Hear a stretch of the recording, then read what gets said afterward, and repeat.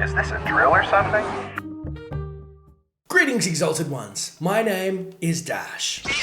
While most people had written Kylo Ren off as an emo dark side user, not myself, I love him, but there was one dad out there on Tumblr who had the courage and the foresight to say, wait a second, I might see through the mist of lies and the veils, and Kylo Ren may in fact be a good guy doing things for the greater good and pretending to be evil to take down the ultimate powers in the universe, being Snoke. Now, this is a theory that I thought I want to believe it because I love him, but of course there was a little bit of hesitation with the fact of redemption and what he's done, his actions in the film. It's pretty hard to redeem him, but this theory does go through it, and I would love to dive into it with you and see what your thoughts are on the other side. Kylo Ren joins Snoke in order to ultimately defeat him, and this would be plausible if Kylo had encountered Snoke years ago and seen his dark side potential and realized he needed to stop him. Now, convinced the only way he was able to defeat him was to A, join him for a certain amount of time, or B, he needed to learn from him using the dark side to ultimately destroy him.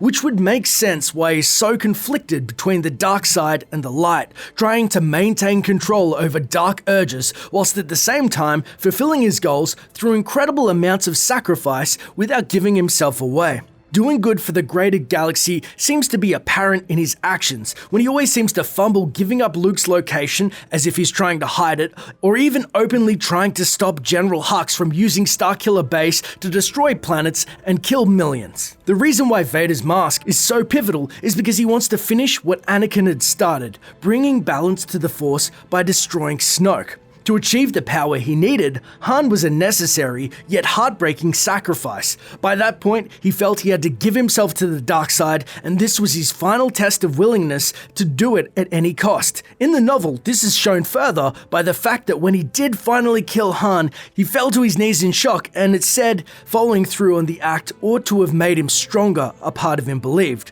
And the book states, instead, he found himself weakened.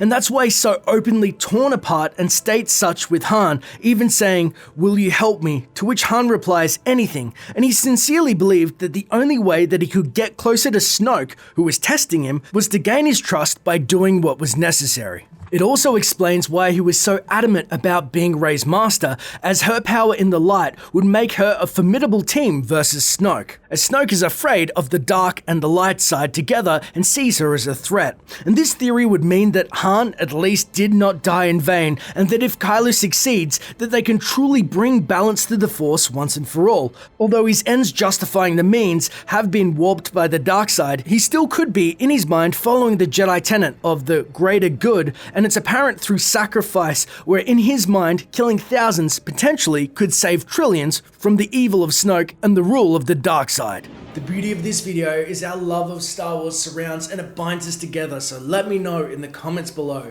Do you think Kylo Ren's a good guy and that he's doing a greater good, justice, service, sacrifice, all of these things, or is just a bad guy that likes to throw a hissy fit now and then? Because if you love Star Wars, I want to talk to you about it. It's as simple as that. If you want to stay up to date with the latest Star Wars videos on origins, games, and theories, don't forget to use those force powers of yours and hit subscribe. And hey, leave a comment below about what you want to see in future videos. It may just get covered. Thanks for watching, and may the Force be with you. Always.